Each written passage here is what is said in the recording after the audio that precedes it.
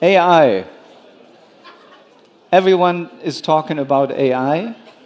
We're talking about AI as well, but of course for excellent reasons. We have large ecosystems in Europe, in the world, and now they are topped by artificial intelligence. And we want to find out what does that do to competition? Where are our chances in Europe? And what is happening right now in this area? We have a panel.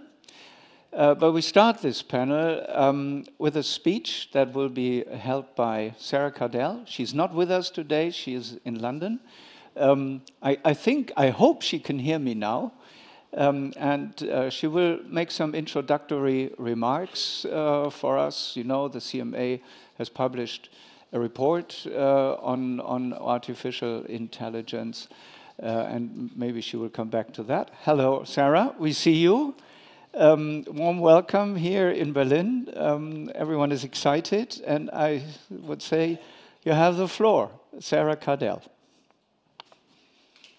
Thank you so much, Andreas, and I'm incredibly sorry not to be there in person with you, but really, really appreciate the opportunity to participate in the conference remotely. I just want to check, can you hear me okay?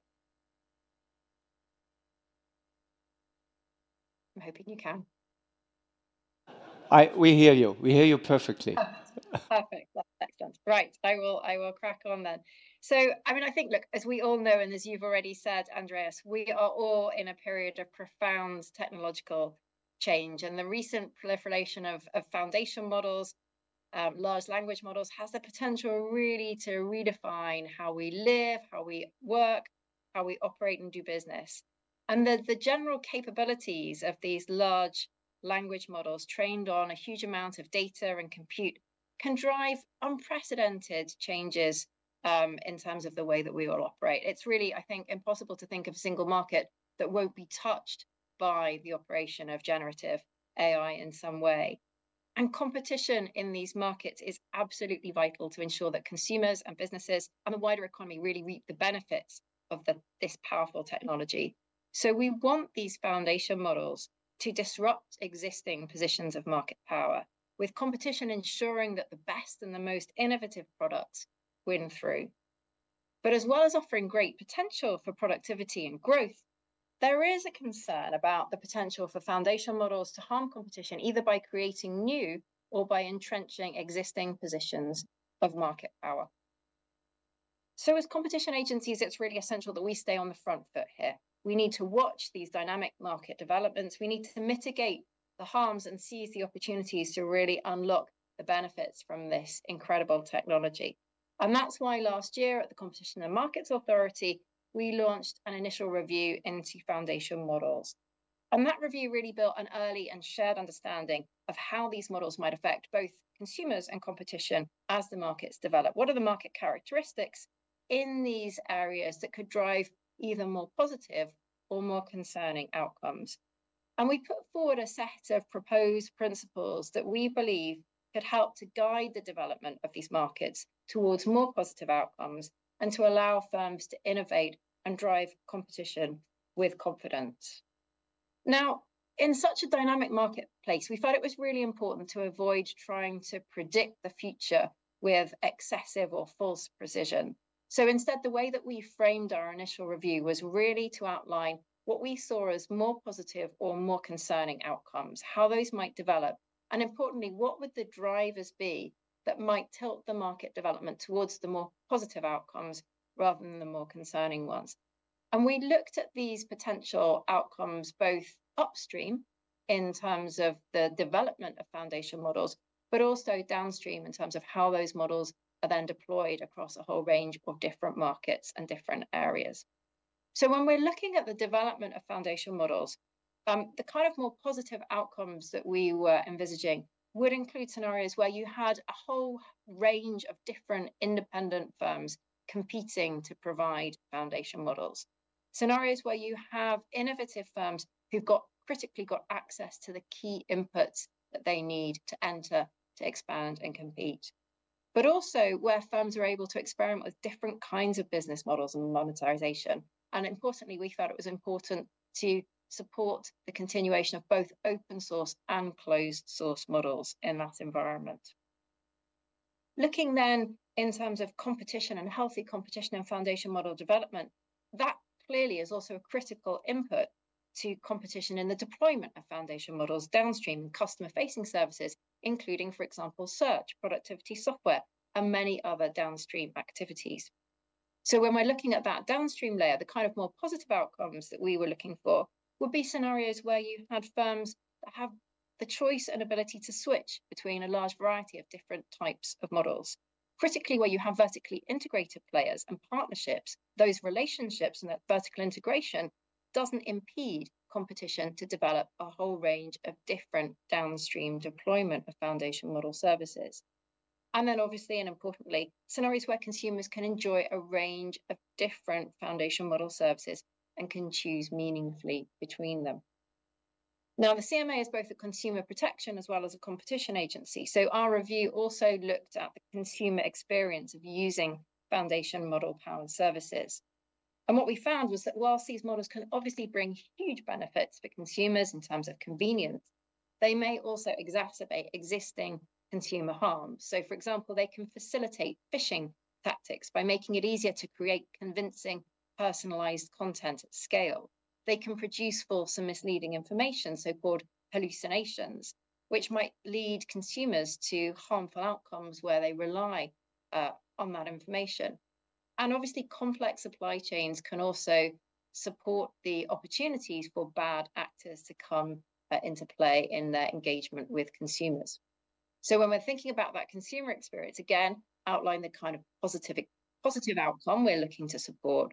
We want to make sure that developers have the right incentives to develop models that are as accurate as possible. And clearly, competition plays an important part in producing that consumer protection at the end of the day. But we also felt it was important to have safeguards in place to protect consumers from bad actors in the foundation models environment. And critically, we felt it was important to have proper accountability and proper responsibility across the value chain if things go wrong. So in our view, competition and consumer protection are inherently very, very closely interlinked. A healthy and competitive market should help ensure that the incentives are in place that protect consumers, but also encourage competition, which in and of itself really should drive improved transparency and accountability for foundation model services. Now, we felt it was important in our work to recognize the wider context here. So, of course, foundation models, generative AI more generally, engage a whole host of different other policy considerations, whether that's safety, security, data protection, human rights, to name a few. And so when the CMA was conducting our review, we were obviously looking at it through the lens of competition and consumer protection because that's our remit. But we wanted to do that in a way that really demonstrated the connection with that wider set of policy issues and policy concerns. So, for example, we've advocated very strongly that when we're thinking about making sure that a market is producing models that are safe and creating the right environments for safety, there is also supporting a sufficient proliferation of different models to encourage competition to be protected. And in that context, we're working within the UK really closely with the UK government and many other regulators and agencies interested in the UK to ensure a really joined up regulatory approach here.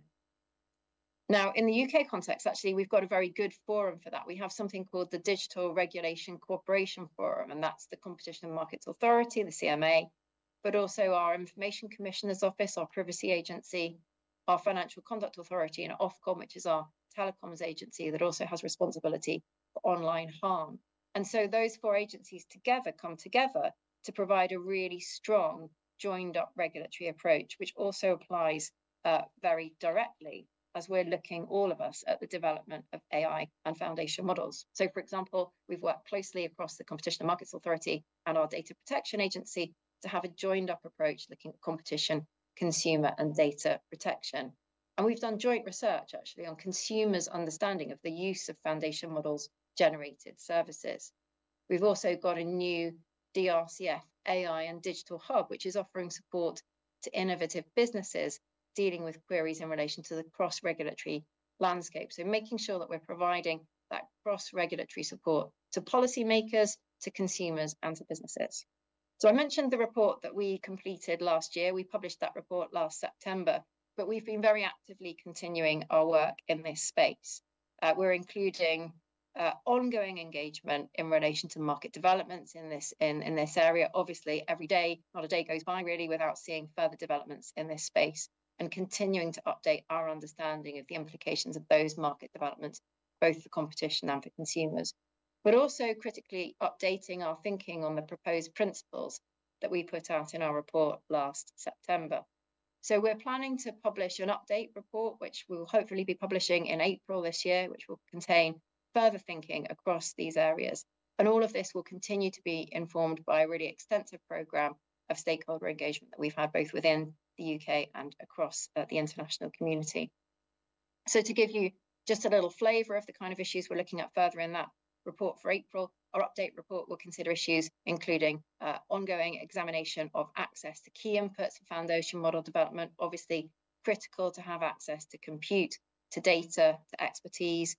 We're monitoring the implications of the continuing limited supply for compute for foundation model development, including, importantly, the patterns of partnerships that we're continuing to see emerging between firms in this area.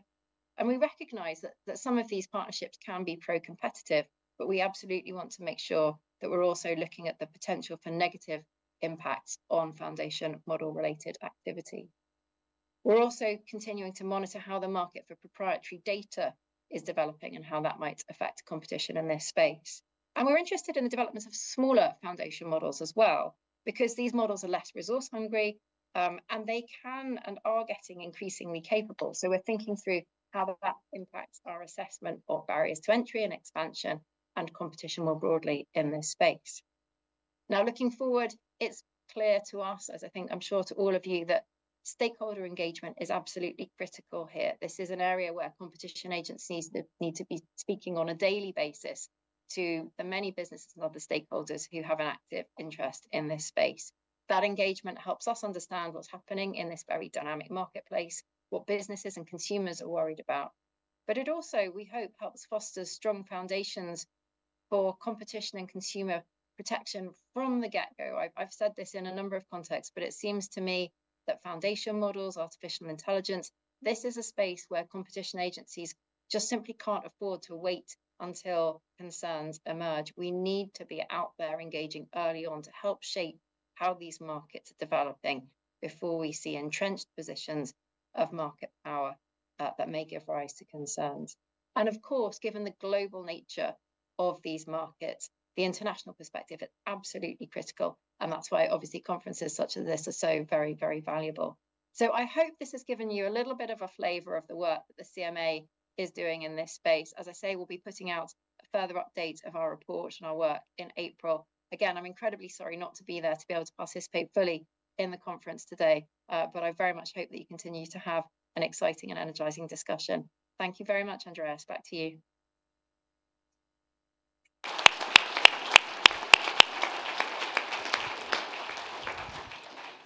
Thank you very much, Sarah. That was very inspiring. So we know what we want. We want choice. We want responsibility. We want accountability. We want all this. I'm a little bit afraid what we have is cooperation between big tech and the AI innovators, dependence on cloud services, financial resources needed to an extent that only few companies have in hand, and we have ecosystems which are a spider in the web anyway. And now on top we get artificial intelligence, and we must find out where do we stand, not what we want. This is the aim of this conference. Ariel Ezraki, my friend from Oxford, a leading professor from Oxford, will chair this panel. We have great persons who really know what we talk about when it comes to AI. So, Ariel, you and your team have the floor.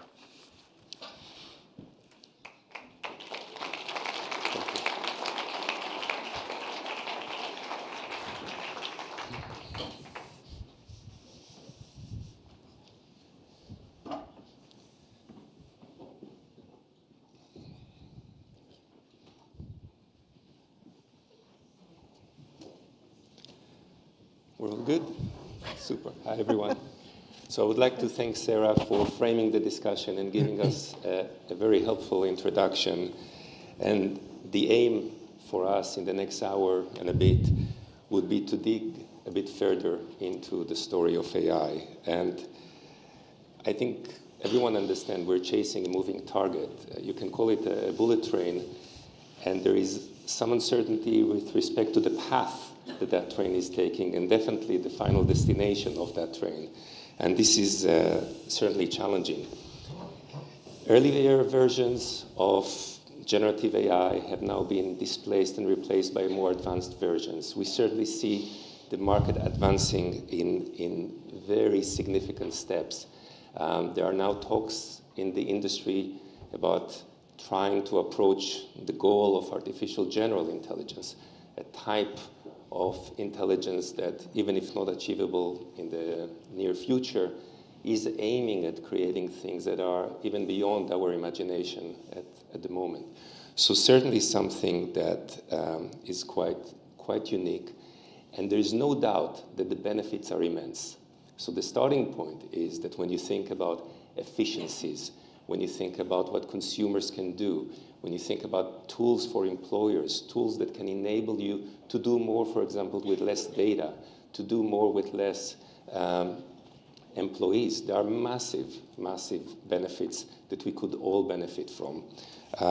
But not surprisingly, alongside all of these incredible benefits, there are also quite significant concerns. And I think I'll start actually with the wider societal concerns. When you think about human autonomy, when you think about our ability to engage in society, privacy, legal rights, safety, discrimination, and then if you think about the misuse of technology, the way it can create distortions, distort the marketplace of ideas, disinformation, political instability. So at the wider level, certainly things for all of us to reflect on and carefully worry about them to the extent that we need to think, what can we do to make sure that the technology works for us and not the other way around.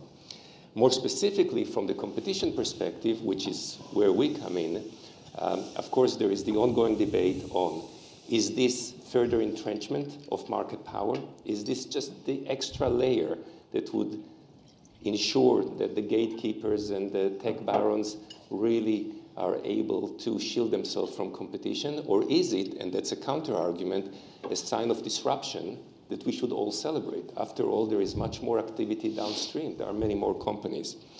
What about leveraging of market power? What about consumer autonomy, consumer welfare? So all of these are issues that we'll try to touch upon.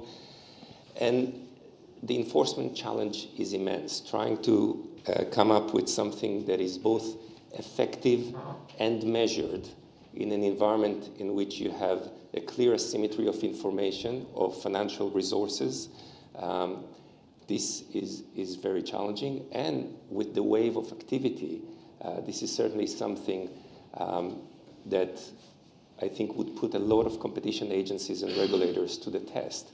It is not easy to deal with something that happens at such magnitude across the whole industry. So it's exciting, and we're very fortunate to have 4 panelists who really know what they're talking about. Yes. I'll introduce the panelists very briefly. Rima Alaili is Corporate Vice President and Deputy General Counsel at Microsoft, and she leads their Competition and Market Regulation Group. Christina Cafara, expert economist, has consulted on many of the largest antitrust cases in Europe. She's a well-known voice on competition policy. Johannes Reck, co-founder and CEO of Get Your Guide. Sorry, I jumped over you, Tobias. I apologize. You didn't see it according to my... So Johannes is the CEO of Get Your Guide, global platform for travel experience, one of Europe's leading unicorns, and he champions the European startup ecosystem. And coming back to Tobias, who is the general counsel for Aleph Alpha, German AI company that is active in the generative AI space and specializes in developing large language models as well as AI system solutions to customer enterprises and the public sector. So we have a little bit from the upstream, a little bit from the downstream, and a lot of mixed expertise. Rima, I would like us to start with you, and maybe if you can begin by giving us some background about the technology, how exactly, what is needed to come up with AI, generative AI foundation models. Thank you. Well, thank you. And I do want to just pause before I start talking through the AI tech stack to just say thank you for including me in the panel, and frankly, to be able to attend this conference. It's a real honor. I had brought a slide. I hope that we can throw it up there. Because I think one of the, whenever we talk about artificial intelligence, there is a sort of tendency to talk about it broadly. And, you know, it is not one undifferentiated product, right? The AI tech stack is actually a multi-layered set of products and services.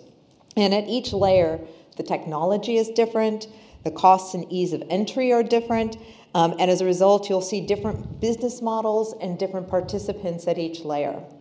And so I just wanted to kind of start in terms of, you know, before we get into kind of the details of AI and the, you know, the ultimate question of blessing or curse, is to kind of walk through some of these different layers and offer a few comments on each. You know, first, I think at the bottom, you have chips, right? You have semiconductors in the form of what we call graphical processing units, which really provide the foundation for both the training and deployment of AI. I think as everybody has probably read and heard in the news that, you know, supply has not kept up with the massive explosion in demand. We see capacity constraints and high prices at this layer, but the market is responding. You know, NVIDIA, who is the leading supplier, is increasing production, and there is a sense that the supply crunch for some of the most popular chips will ease in the coming months. We've got competitors entering. You have some of the most traditional companies like AMD and Intel, and some new companies like Grok, which is not to be confused with Elon Musk's Grok, which creates something called language processing units, whose designs really cater specifically to the demands of large language models. And then you have some of the large technology companies like Amazon and Microsoft and Google, who are building and developing their own chips. At the next layer, you have the AI data centers. And today you have data centers deployed across the world that house millions of servers incorporating these graphical processing units to make the computing power that's necessary for the AI economy broadly available to organizations large and small, and even individuals. And this is where AI models are generally trained and deployed, and where application developers build and deploy their AI-enabled applications. The data centers are owned by cloud providers, which include large and established firms like Microsoft, like Amazon, Google, IBM, Oracle, as well as large firms from China, like Alibaba and Huawei. But there are also, we're starting to see more specialized firms enter, such as CoreWeave and OVH Cloud, just to mention a few. And you have government-funded computing centers that play a role, including with support for academic research. But to be clear, building and operating these data centers is expensive. Some AI model developers will build and operate their own clusters for training, but those clusters alone are often not enough to support the use of the models by third parties. At the next layer, you have data. And with data, you have both public data and you have proprietary data.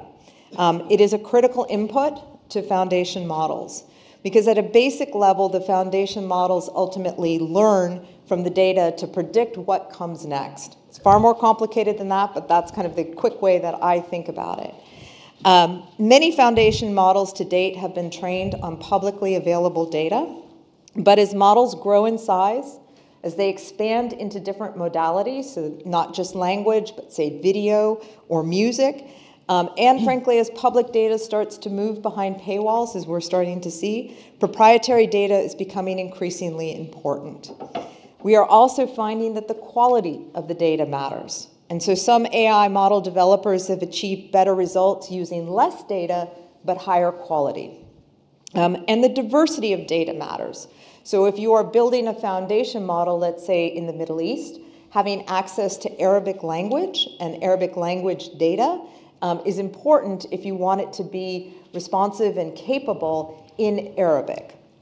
Models, although, have a limited ability to improve through usage.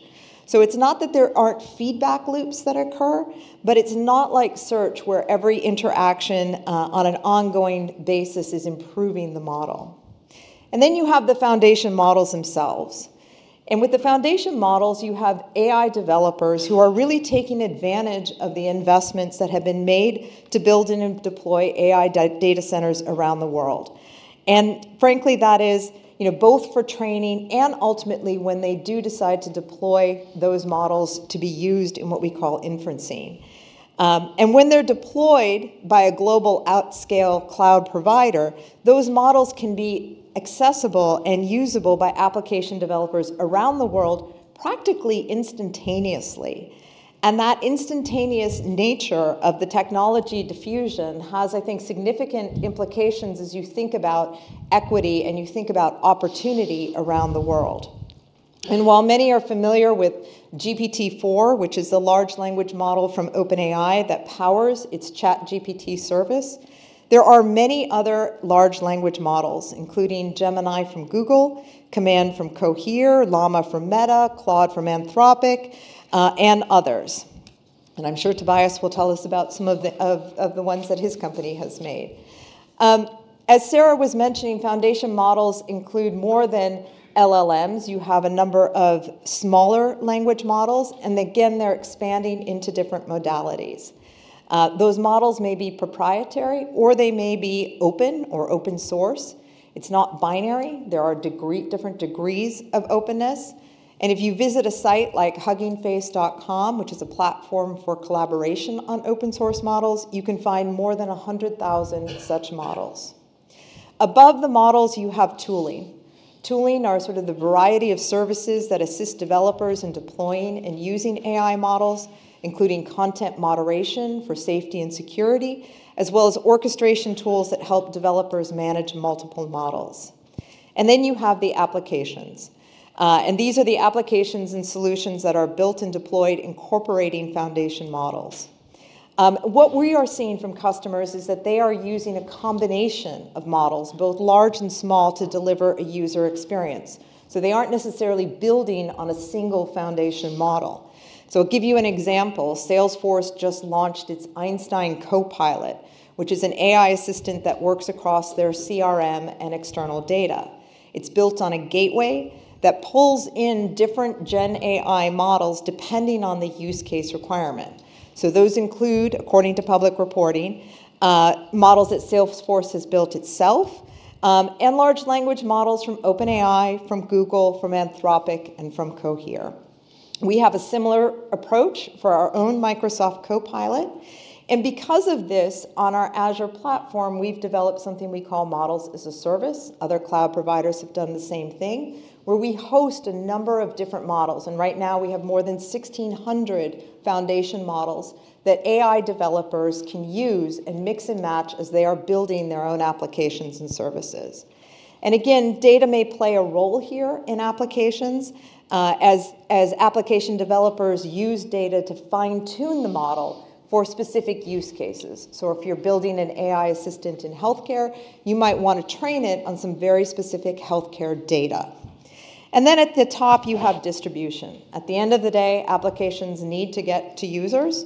And there are various distribution channels that are available. And of course, the question for many of us is, are those distribution channels open? Are they closed? And at this layer, I do think that some of the learnings that this community has had over the years around B2C platforms really become relevant. Super, thank you so much. And it's very interesting to hear about the tech stack. And it leads me to the question that I want to present to Christina, bringing your insights into the mix. We hear a lot of openness in the discussion. A lot of times, anytime you have a discussion on AI, how open it is. And then we know about claims that actually technology is not that open. So can you give us your insights on the dynamics of competition and the AI environment. Thank you so much, Ariel, and thanks, Andreas, my co-cartellist, and the Cartellamt for this invitation. It's a privilege to be here. And Rima sets the scene well. I want to give an economic perspective on, indeed, how one, ultimately abstracting a little bit from the details that Rima has provided, can think about how competition can develop and where the bottlenecks are in this stack.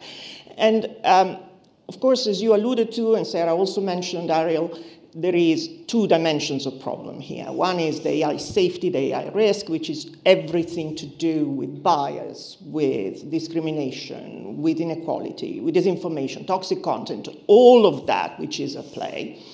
Separate from that, adjacent but not completely coterminous, is the question of market power, which is really about the way in which we have incumbency persistence and we have critical dependencies on the part of small players in respect to a small number of large players. All of these two issues exist today in digital. They are there. They are what we are fighting against today. They are just on steroids when it comes to AI. And I want to talk in particular about the market power problem, which is much more my domain. But before even I do that, very briefly, I want to put things a little bit in context. As Andreas mentioned this morning, we are in a fever dream about AI. We are essentially in a world in which we are sold an enormous amount of hype about how transformative, how deeply transformative this technology is, the most transformative the world has ever seen, with a hyperbolic narrative that goes from existential extinction risk to, if you listen to the optimists, the notion that we can use this technology to augment our capabilities, to deliver us from really annoying work tasks. Why is it that we are being told this is a pivotal moment? I think in reality there are three main reasons. One is that we are being exposed to a giant marketing campaign, a giant advert. ChatGPT was a giant advert and remains a giant advert. It was not really doing much until Microsoft started piling dollars into it, and then it came onto the world as something that people could experiment, they could try, they could effectively adopt. That was and is a very effective campaign to promote adoption and experimentation. Number two, there is a huge interest on the part of the financial industry, which is trying to recover the losses from crypto, the losses from metaverse, the losses from Web3, and so benefits from a huge amount of hype. Silicon Valley lives on hype cycles, and so this is another one of those cycles, no question. And then, of course, there are the tech giants themselves, which have an imperative to show profits and growth. And the question of what is really this technology? Is the world ready for ultimately what is a text generation technology, which is not even very closely linked to reality? These are questions that ethicists have been asked, but not really here, and not really before sending these things out on the world. There is scholarship, but the imperative of reporting growth and result prevails. So, in addition to which, I would say this notion that there is this clever thing which somehow mixes data and compute and is going to find escape technology, escape velocity, and it's going to, we need to hold on to our seat belts because it's either going to dominate us or supersede us or we dominate it, is something that is irresistible to a lot of powerful men as a narrative. So I think in reality, much of this hype is a distraction and an obfuscation. And it is a distraction and an obfuscation because if you look at it and take a step back, the term, of course, artificial intelligence has been around for 70 years. And it's been only 10 years ago, more or less, in 2012, that people working in that obscure field realized that if you put this technology, which was there, together with very large amounts of data and very large amount of computing power, then you can do things that are quite exceptionally interesting. But essentially, it came from a recognition that we can do more with our data, with the data we have as tech companies, than just building super profile and selling profiles of consumers to to advertisers, we can actually use this data further to train these models and extend our position into all these other domains. So, I mean, this is the reality, and I think it is useful to think about why is it that we think it's a pivotal moment, what is the political economy of it, who is telling us what, and what it really means. And I think when you go to the substance, what it really means is that there is a handful of key assets. I mean, Rima has listed them. There is a handful of key important assets with enormous economies of scale, which are concentrated in the hands of a very few companies in the US and China.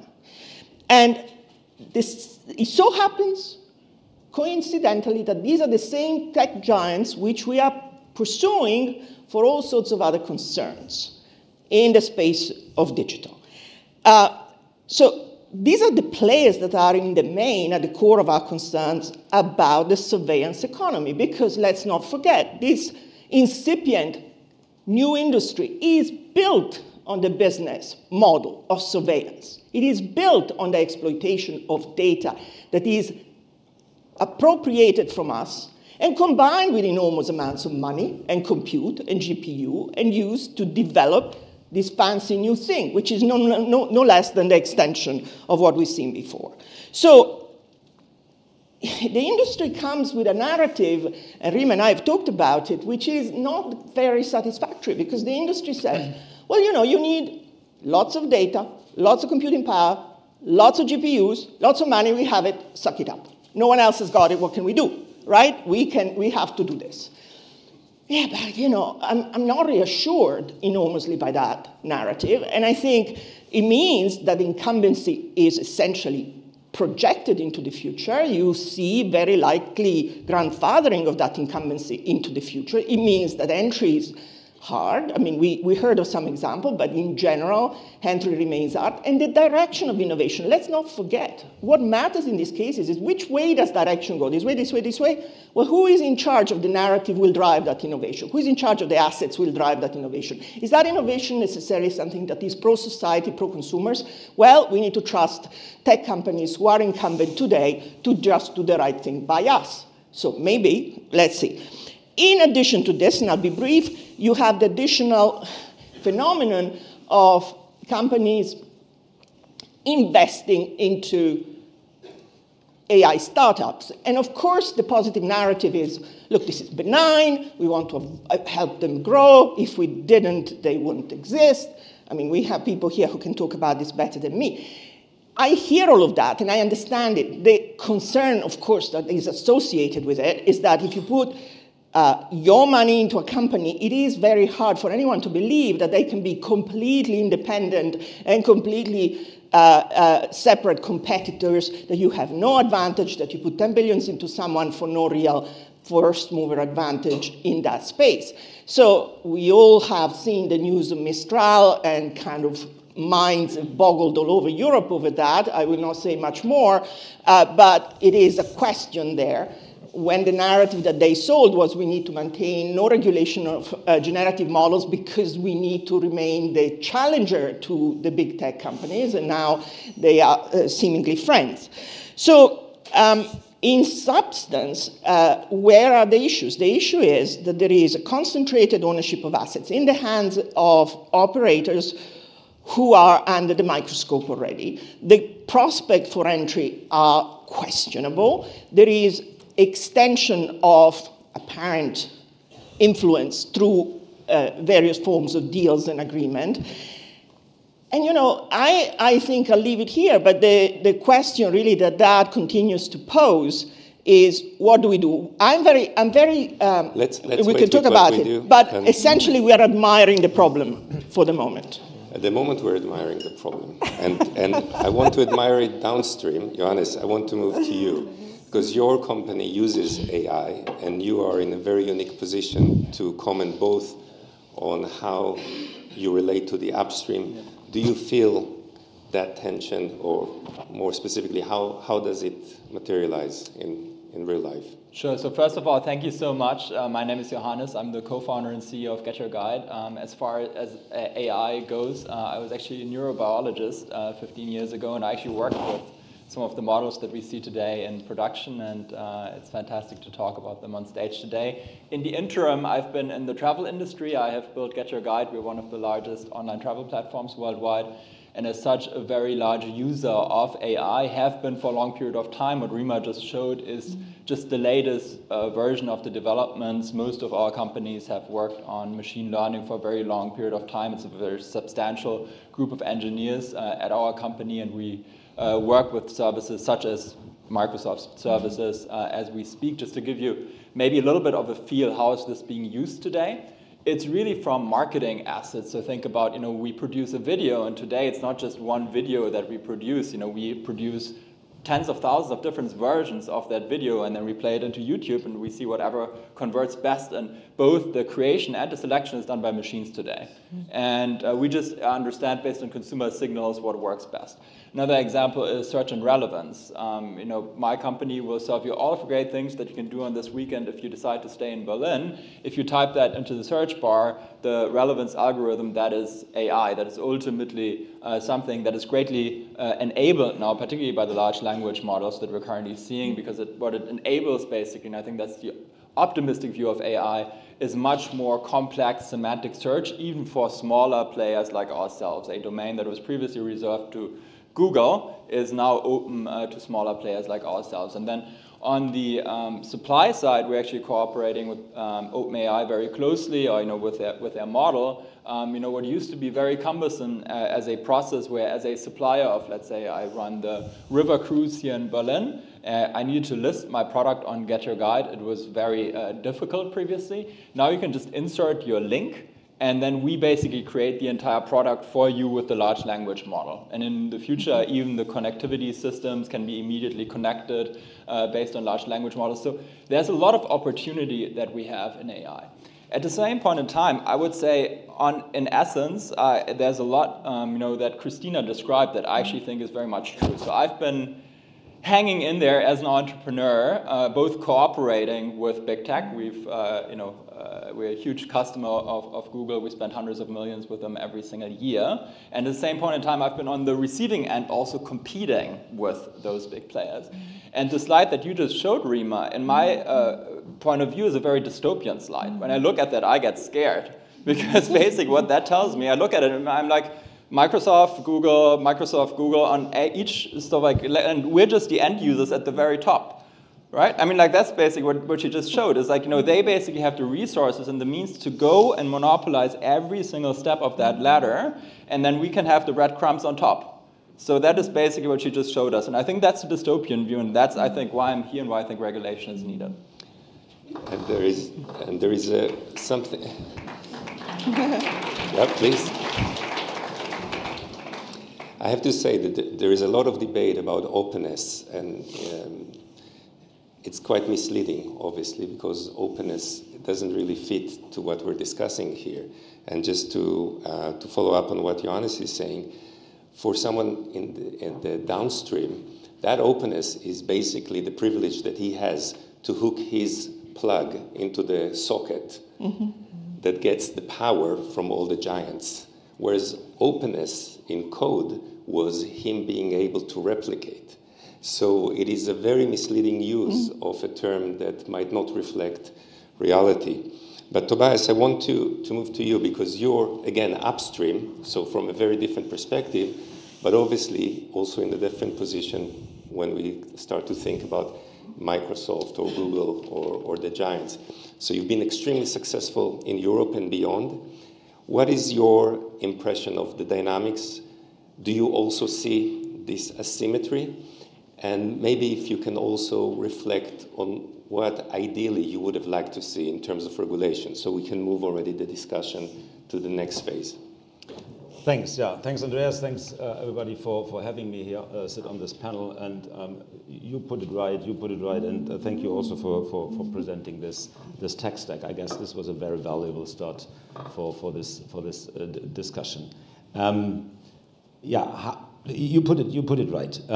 All these various layers all these tech stack elements you need to have sort of at your disposal, at your discretion, in order to really come up with a foundation model technology, as Aleph Alpha does, and in order to be able to build on top AI systems that tackle certain use cases, be it on a horizontal level or on a vertical level.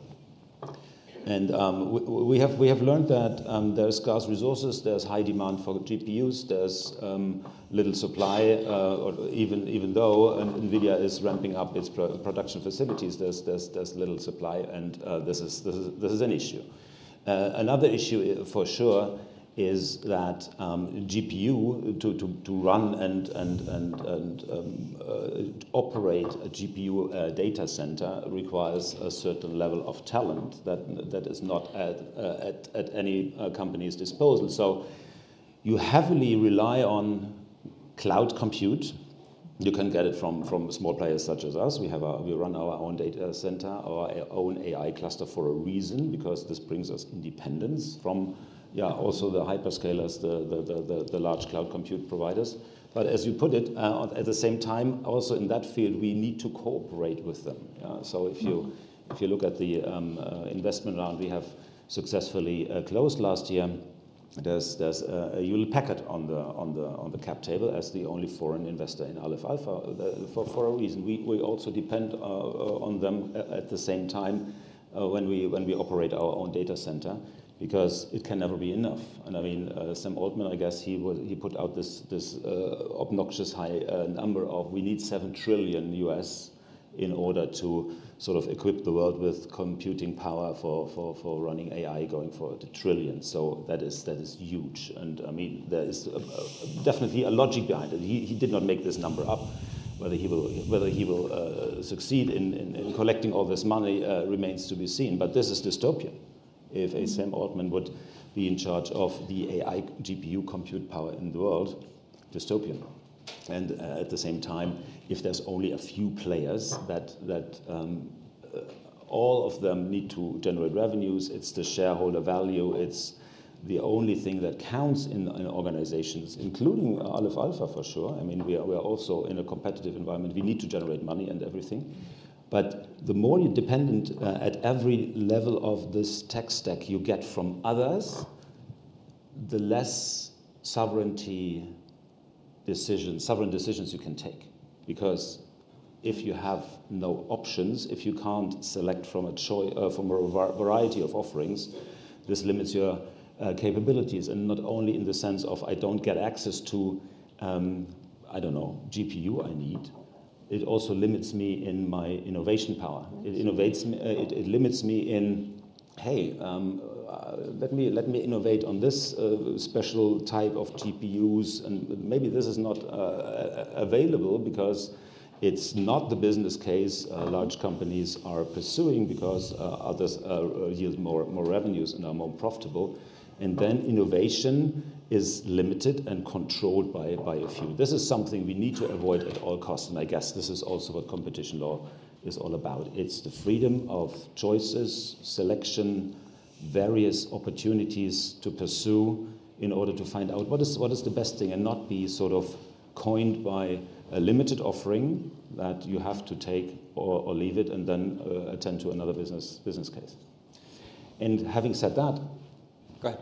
Having said that, regarding regulation, I mean, I guess in competition law, and I'm more the general counsel than the expert on competition law, but what I guess we learned in competition law in the last years, and also thanks to the big tech in the US, I guess, is that ex ante regulation becomes more important than ex post, especially in times where we look at an AI development that is super fast pacing. And ex post, then it's over, right? Then you can only sort of look at what is left and eventually fine or so. So the ex ante regulation is super important, and I guess they are not perfect. Neither is the AI Act. I guess we're going to talk about this one later, my most favorite one. But the Digital Markets Act and another tooling there is for, and tooling, by the way, is the same word as we have seen on the tech stack.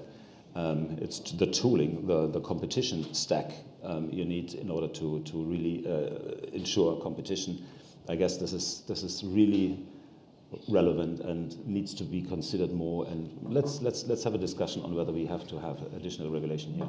So if I can add to this, because I think this is a really important thing also for the regulators in the room to know. Why is Sam Altman going out and trying to raise the money to build this? It's not because he's crazy. It is because he's actually afraid that he gets disrupted by your company. Because at the end of the day, the models themselves, and I think that's really important to understand, the models themselves is not the differentiator. The differentiator is the data, is the compute infrastructure, and it's the chips. Yep. And what is everyone going for? What is Microsoft doing? Have a lot of models in play, different companies, you can invest, pick the best. You know, Microsoft always wins because it runs on Azure, so it's on the cloud infrastructure. And everyone is trying to race to compete with NVIDIA to get rid of the bottleneck of chips. And then on top, Microsoft obviously has supreme access to B2B data, Google, in my case, to B2C data, particularly big verticals like online travel, right?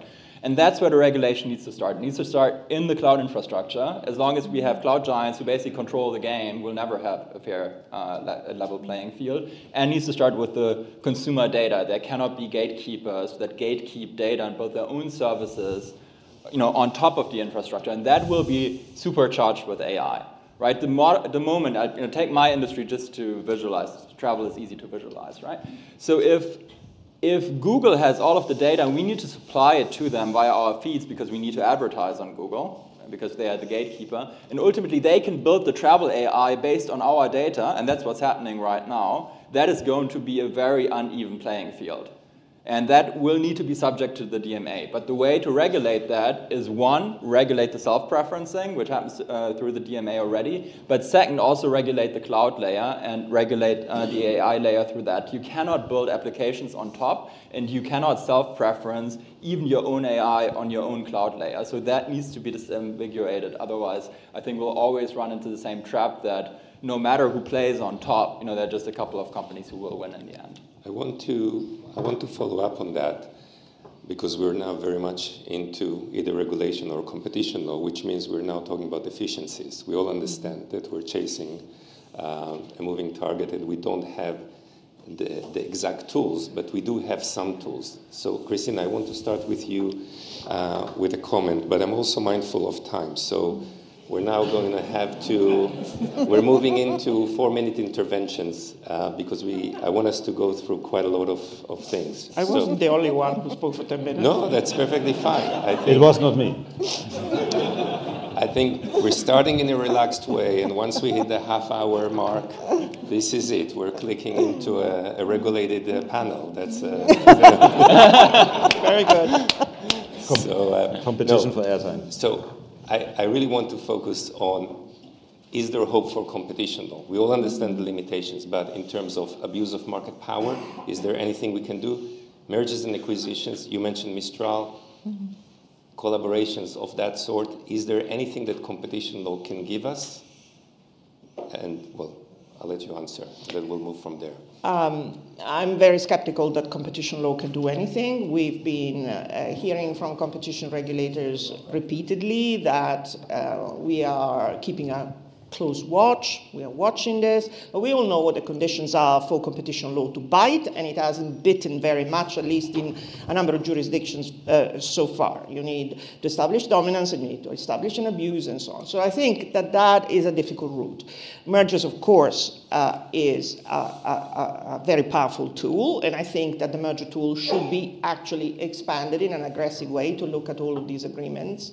Because again, Andreas, you tried to look at some of this, and then you felt that you decided that some of the requirements to deem that OpenAI was effectively a merger were not met, but nonetheless, one still worries about what the implications are in substance of these kind of joining up. So I think merger control, in whatever form, needs to play. I think we are much more in the realm of regulation and other things that we can do. I can expand on that, but I'm on stopping. Regulation, what would be your... So first of all, we see that regulation does work sometimes, and that's encouraging. But really, on regulation, what would be with the tools that we have at the moment, AI Act, DMA, what? AI Act doesn't condition on market power. And none of these acts condition directly on market power. They have to do with safety and risk, and I have real concerns that they do it in an effective way, but let's leave them on the side because we're talking about the market power. So what are you left with? Existing tools, DMA doesn't, you see the struggles and the effort that the current team is making to try and bring to the table, never mind to get them to agree on anything, the current players. Whether the DMA will be the tool, I'm skeptical. Perhaps Andreas can do more in Germany with his competition tool. There are things that have been alluded to that really need to be effectively thought about. One is, call it common carrier regulation. In the States, they call it common carrier. Here we talk about non-discrimination. You effectively need to implement non-discrimination rule as a first measure, and the day after tomorrow, not in 10 years, not in 5, not in 3. Companies cannot discriminate their product, their implementation, their application relative to others. 2, there is the big question of the data. And there are moves that suggest that this great big body of data that models are trained on should not be seen as proprietary. They should be ultimately seen as something which belongs to the people and should be opened up and should be carved out and should be effectively used and made available. There is the question of cloud. I mean, if you cannot make regulation which is of a common carrier nature work, then there is a view that one could also sever it out or separate it in a legal way, whatever, but create different incentives. So that's really where one is at. And Johannes, I know that you, from your perspective, you were thinking of pushing towards widening the DMA. That was one approach that you had in mind? Yeah, absolutely. So I think the DMA is a watershed moment for the European tech ecosystem. I think it's a massive opportunity ahead of us, and I actually do see the glass half full despite the dystopian beginning, because I greatly believe in the power of the innovators and entrepreneurs in Europe. I see in Berlin here a lot of great companies coming up all of the time. I think the big problem is that today we just have a landscape where a couple of companies, we call them the Magnificent Seven, I guess, just dominate all of the cash flows, basically, and are capable of exerting excess rents because they dominate the real estate, ultimately, and they dominate the customer, right?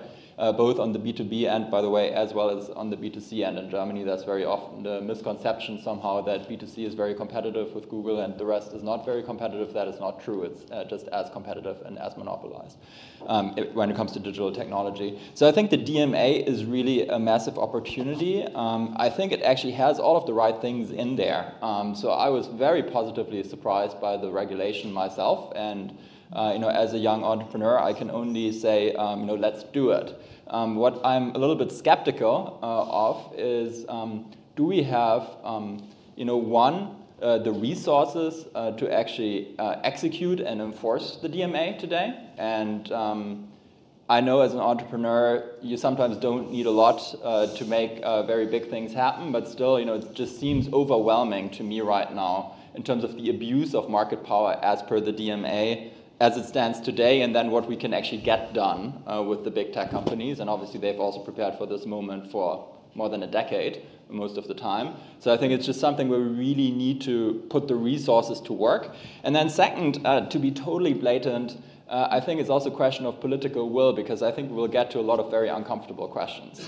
I just give you my experience, when you discuss the DMA and in travel, for instance, right? So of course, at first glance, it's actually kind of nice if Google has all of Get Your Guide's data and it's already all displayed inside of the Google feed, and it's also in your Gmail and in Google Maps, and basically they do all of the work and basically squeeze us, right?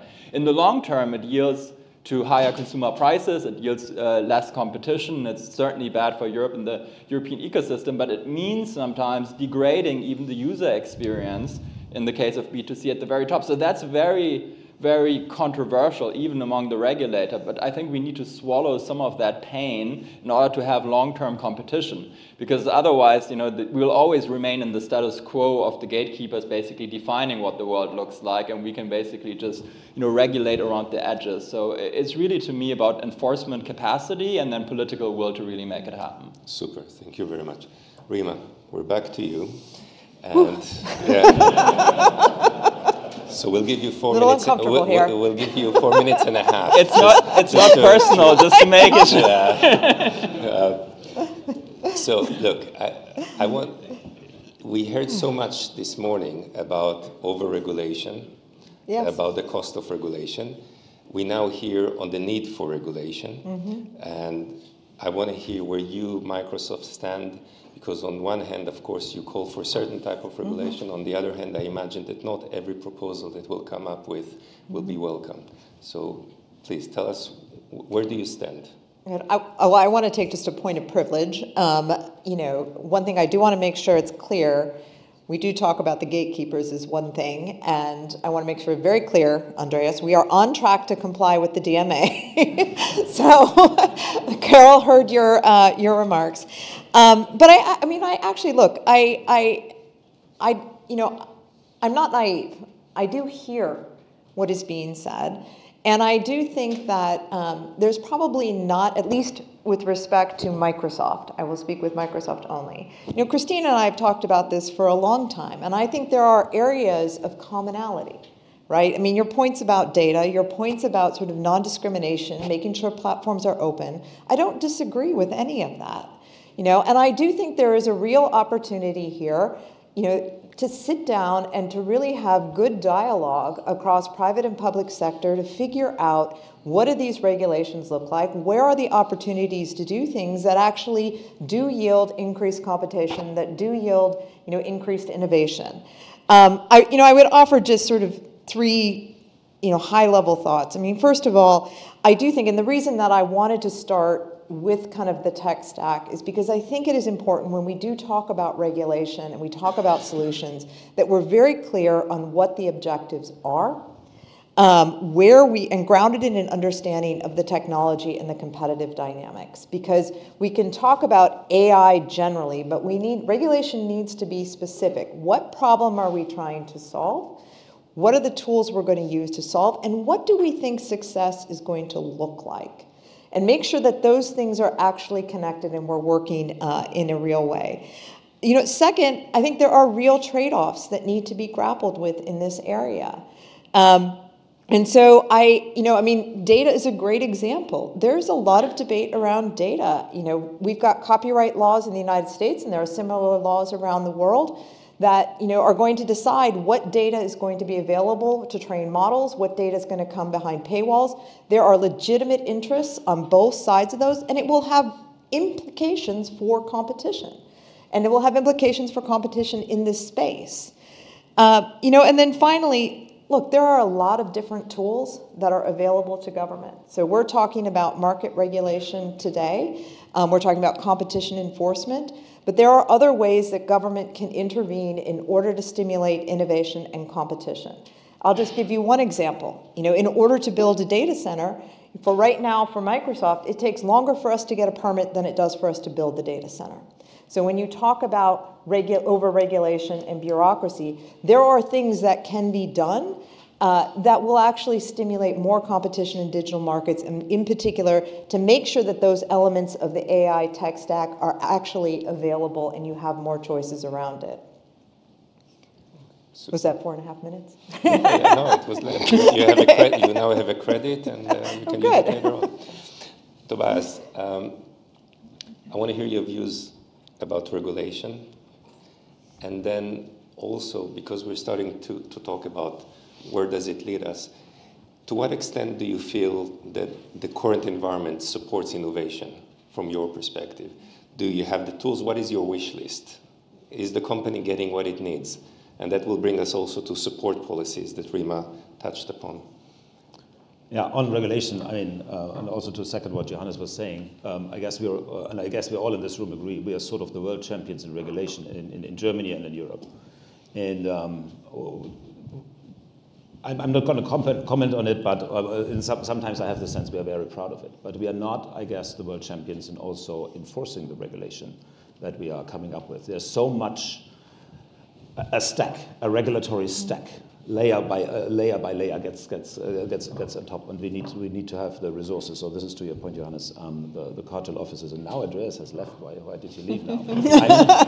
I'm rescuing his business case. Andreas needs more resources, I guess we all agree, and the EU Commission needs more resources. And if Benoit Curé would be here, who I talked to last week, also he also needs more resources in order to enforce, to first understand the markets. This is why they are running the sector investigations at this point, because they need to know what's going on, what is really relevant, how does the tech stack look like, and then in order to dig deep into what the regulatory tooling allows them or requires them to do. And I'm not, I guess this comes not as a surprise. I guess it was Andreas last week on the panel in Brussels when he said, and every single time we do take some action against large market dominant players, they take us to court for every single undefined legal term.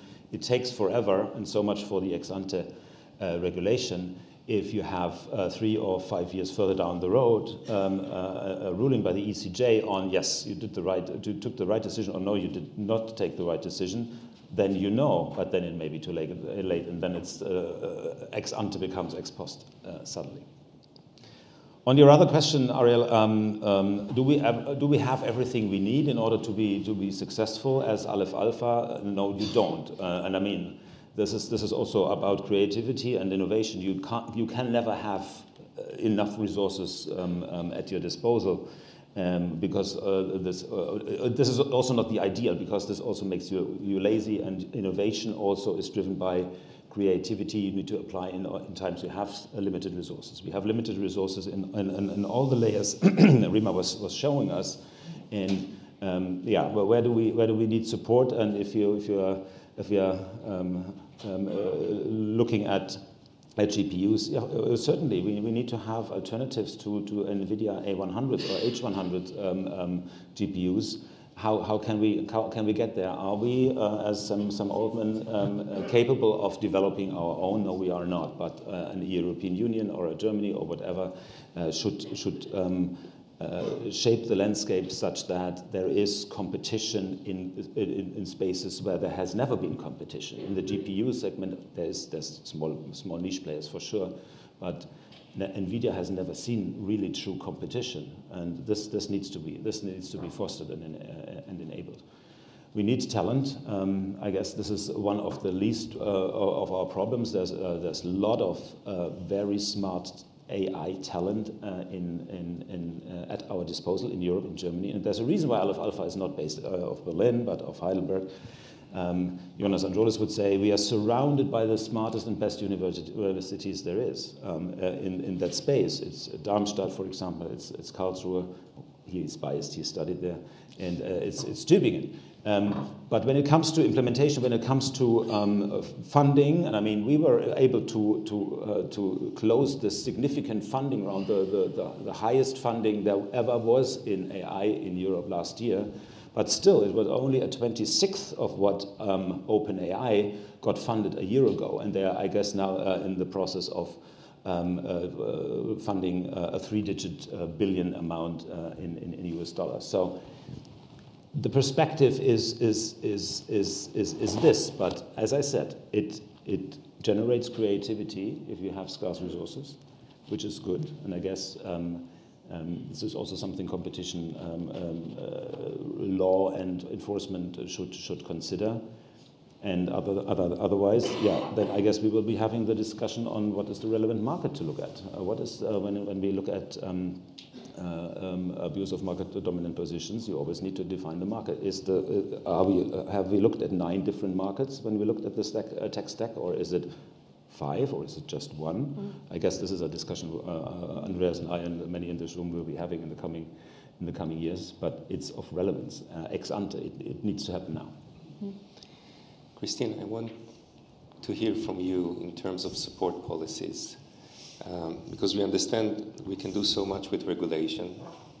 What can we do to make the market more competitive, more creative? So I think regulation is absolutely essential, and it needs to happen now. Just to repeat some of the stuff we heard today, the DMA is not going to do it. So come down from that kind of hill, because it isn't going to do it for you.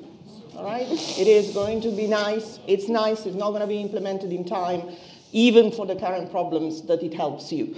So regulation is urgent and along the lines that I described, and let's not have Groundhog Day and regulators admiring the problem and all of us contemplating Groundhog Day forever. The complement to this, though, and I feel strongly about it, is that we can't all put our eggs in the basket of regulation, because regulation not only takes forever, it can only do so much. And I think there is now a moment in which we are recognizing that there is need for public, private partnerships, investing in digital technologies, putting public money to that end. I hear all of the discussion or all the pushback that says, oh, the government, the public bodies, how do they know anything? They don't have any market understanding. They're going to be a failure. That's why I think it needs to be done carefully and thoughtfully. But we cannot just throw our hands up and say the governments are idiots when it comes to investing in technology and then let's not do it, right? Because the alternative is do nothing.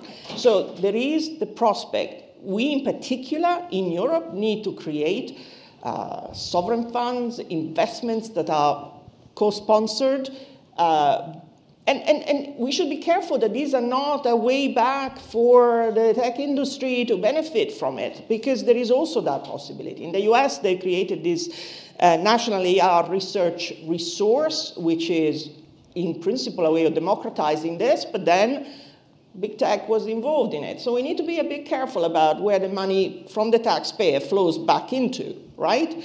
But we need to think hard about this, because without this kind of strong investment, open the money bag and direct the money directly to where it might help, rather than just relying on regulation. I think that's a loser. Yeah, and if I can just on top of that, I mean, when you look at, the reality is in the Western democracies, we've all relied on private sector money to drive innovation, to drive progress in this area. If you take a look and you add up all the investment by private sector versus public sector, it's probably 80-90% private sector driven. You look at some place like China, it's exactly the opposite. Much more public sector. And so if you are going to say, look, we want alternatives to investment, we want to be able to enable some different models to come out, we don't want to be dependent on big tech, you have to start thinking about what those alternatives are. I agree. Well, I want to look at Microsoft again, because you made quite significant investments both in Germany, 3+ billion, Spain, 2+ billion, and we have the collaboration with Mistral. Mm-hmm. And on one hand, many people would say, this is great, we're getting money here, and as you would expect, on the other hand, there are worries that accompany all those investments, because this may seem as another land grab. Mm-hmm. So tell us a little bit about where does it stand within the corporations? Is it part of a strategy? What's standing behind those acquisitions? Well, I'll separate out investments from acquisitions. But certainly when we think about investments and what we are trying to do, this is being driven by competition, right? We compete at a global scale against companies like Amazon and Google. Everyone is making huge investments year over year to build out data center capacity. There is huge demand for it because of the emerging AI economy, and we're trying to meet that demand. When we go in and we make these investments in places like Germany and in places like Spain, as we've just announced, these are also paired with AI skilling initiatives, right? We want to, capacity needs to be met with capability in those countries to kind of drive, continue to drive innovation and competition upstream from us, or sorry, downstream. I guess you'd say it's downstream from us. So that's what's going on. That's what that strategy is about. When you look at a company like Mistral, as I mentioned before, we do want to have as many models as we can on our platform. We were excited that Mistral wanted to come on our platform. We have a service, as I said, with 1,600 models. We're great to have Mistral on. It's not an exclusive partnership. Mistral is on other cloud providers as well. And it is a way for that company to distribute its models broadly across the globe. And so that AI developers all over the world can use the model and benefit from it. Okay. But you do understand why nobody really feels very confident about that. I understand. I know you do. Well, what will happen essentially is that these models will be driven to a commodity, right? So that's what ultimately will happen. But that is inevitable with almost any investment that you'll make.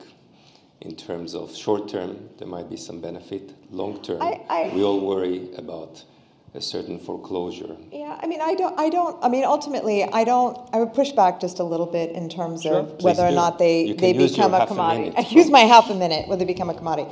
I mean, when I think about the cloud, I don't necessarily see AI models as any different than a lot of the different ISV services that we have on Azure that developers are using in order to build their applications. We have thousands of different types of services that have built on Azure. You think of, you can go with something like SAP, or you can think of something like Snowflake or Databricks. These are all services that developers ultimately use, pick and choose from, in order to build their applications. I do think the foundation models, I'm not technical, and so I don't know what the direction of travel is, but there is still a lot of differentiation, as far as I understand, between models with respect to performance, quality, price, efficiency, et cetera. And one would hope that that continues to develop. Super. Okay, we have 6 minutes, and what I want to do is have one more very quick round and bring in a little bit of the consumer perspective in terms of risks to consumers and in general, consumer well-being, consumer welfare. Where do you see the technology going? Should we be relatively optimistic, or is it really the beginning of the end? Each one of you might have a different perspective. Tobias, let's start with you. In terms of the products that your company delivers to the market, how do you see consumers benefiting from it, and what are the risks? I guess when we look at artificial intelligence, we are not looking at a land called dystopia. There are certainly risks we need to address, and too little competition is certainly one of them.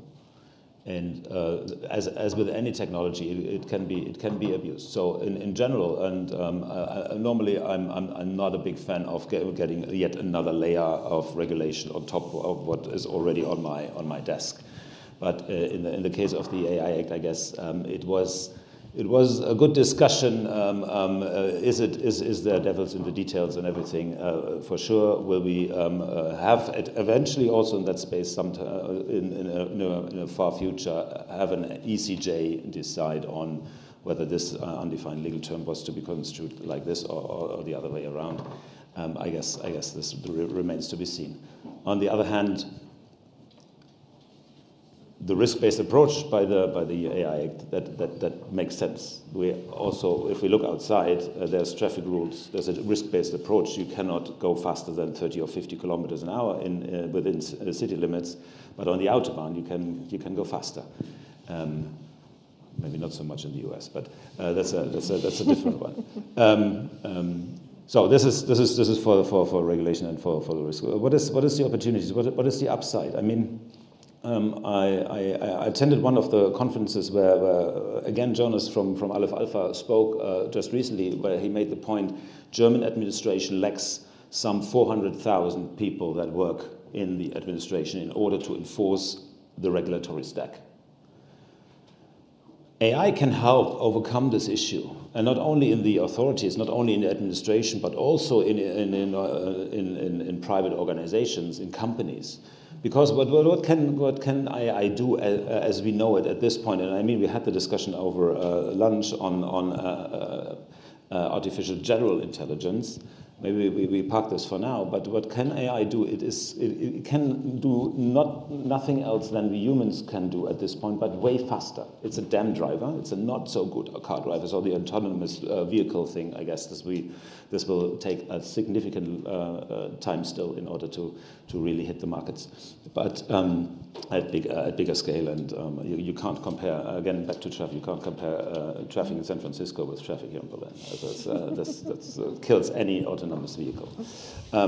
But it's impossible. It's impossible. People don't stand at the traffic light when red. They don't do this, the pedestrians. They just do that.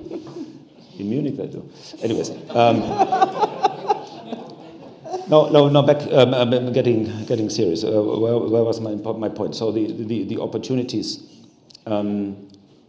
digest unstructured information at a very fast pace. This is what generative AI today can do. It's not about ChatGPT coming up yet with another love poem, or I don't know, a Midjourney coming up with a pope in snow gear or whatever. This is funny, and we all laugh about it, and we see what the capabilities might be. But the true use cases are bringing order into unstructured information. Yeah? For example, when we look at regulation, when we lawyers look at regulation, we have a law that gives us a structure. You have to apply this structure in order to determine whether a certain case falls under, I don't know, competition law or whatever. And then you have in the organizations, and now the relevance of data comes into play again. You have unstructured information that AI can, at a very fast pace, structure as and tomorrow, by the way, tomorrow there's going to be a panel dedicated to the possible use of technology when it comes to enforcement. So that's certainly something. Let's move to... Exactly. Andreas will become one of the best customers of Alpha. He doesn't know yet, but he will. I'm so certain. There is a room at the back where we're going to sign all the... No, we do it electronically. We don't do that any longer. Johannes, how optimistic are you when it comes to consumer welfare, when you look at it from your perspective?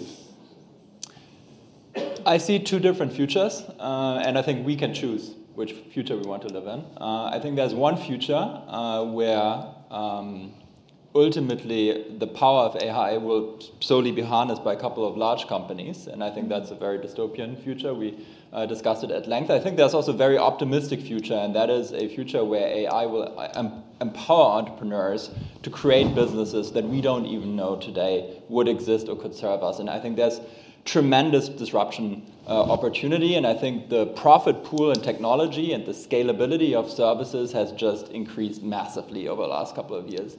And I think, looking to Veronika Grimm here, who typically has the megaphone towards the German and European government, I think what we need to understand is we cannot sleep through it a second time. This time we need to be awake. And that means, number one, we need to invest in our future. We cannot just wait for things to happen. Just to give you an idea of what Tobias just talked about, the number of venture capital investment in the United States versus Germany, for instance, 120 billion per year versus 5 billion a year. As long as the gap is that large, and that cannot, by the way, I'm totally in agreement with you on this point, Rima, that cannot be bridged by the German government or by the German taxpayer. This needs to come through private investment, and we need to incentivize that private investment actually to flow. We need the talent to come here to actually build these great new businesses. I think we need to really look through migration from that lens at the European level. The migration of top talent, particularly in software engineering, is going to be absolutely critical. And I think this is where Europe actually has a unique selling point, because people actually do want to live here. It's a wonderful place to live, and we need to sort of double down on that. And last but not least, and I think this is what we discussed today, we need to make sure that there's an even level playing field and that there's a good regulatory environment where ultimately the big guys are being regulated and the small guys, we unblock them to be creative. And I think if we have that mindset of opportunity and belief in the future of our entrepreneurs, then I think it's going to be a very optimistic view. But as a father of 2 young kids, I really, really hope that the second one is going to be our future. And I think that's in the hands of all of us. And that was my key message that I wanted to land with you guys today. Thank you so much. Rima, same question to you. But what I want you to do, if you can, is imagine that you are behind the veil of ignorance. So you don't know if you work for Microsoft or not. I know what you're talking about, but I don't need to be behind the veil of ignorance. No, but just for our comfort, let's assume that you don't. Really, what I ask is, what kind of a world would you prefer, where we move slower, but we know where we're heading, or where we put more emphasis on being dynamic? Where do you see the future? How optimistic are you? I don't think we can choose to move slow. We don't live on an island. Right? This is a global issue, and if we move slow, you can sure bet China is not moving slow. So we do need to move fast. But at the end of the day, I mean, look, if we end up in a world where a handful of companies, even if one of them is Microsoft, control all of the technology and earn all of the profits, we will have all failed. And to be quite honest, I don't see that as a success, and I think even my bosses at my company would not see that as a success. That being said, I don't think we have to choose between, is it going to be all good or is it going to be all bad? Let's get real. There's going to be both. And we need to be realistic and we need to be engaged and we all need to work together to figure out how we minimize the bad, right? And try to take advantage of this. Because as you pointed out at the beginning with your remarks, there is real tremendous opportunity here in terms of what we can do, whether it's extracting information from unstructured data, whether it is putting a personal tutor in the hands of every child around the world, whether it is putting a personal doctor in the hands of every person around the world. There is real opportunity here. And we have some big problems coming up as a world that we need to deal with, and artificial intelligence will help us do that. Thank you. And Christina, last word from you. Are you optimistic or No, I'm totally not optimistic. I'm totally pessimistic. I'm sorry to be the party pooper. I'll be very brief. What is there to be optimistic about? Let's just kind of take a step back and look at what we are actually contemplating. We have this technology which is working on a paradigm that's bigger and better, and it feeds off data sets which are full of misogynism, racism, discrimination. These are the data sets that we humans have created, YouTube, Wikipedia, Reddit. These are the things that feed these models. Then we have magical thinking that says we make the models better, we sprinkle even more size, and the models will clean themselves up. And then we have Gemini that says, oh, we're generating images that are actually full of racism and discrimination and misogynism because, oh, wow, because it's in the data. So, one, I don't see how in the paradigm that bigger is better we can self-correct. The incentives of the tech industry are not to slow down, but go faster than we can possibly do. The entire business model is built on the surveillance business model that we fight against on a daily basis in various dimensions. So exactly how is this going to end well? I'm questioning that premise. You have regulation. The UK Safety Online Act is great, except it takes as given the business model of the main players. It's kind of adopting that as a premise. So I'm sorry, I don't see a great deal of cause for optimism. And on this happy note, I'll leave it there. Exactly. I mean, this is really... So there is sugar outside, and all of you can... Yeah. Thank you so much. Please join me.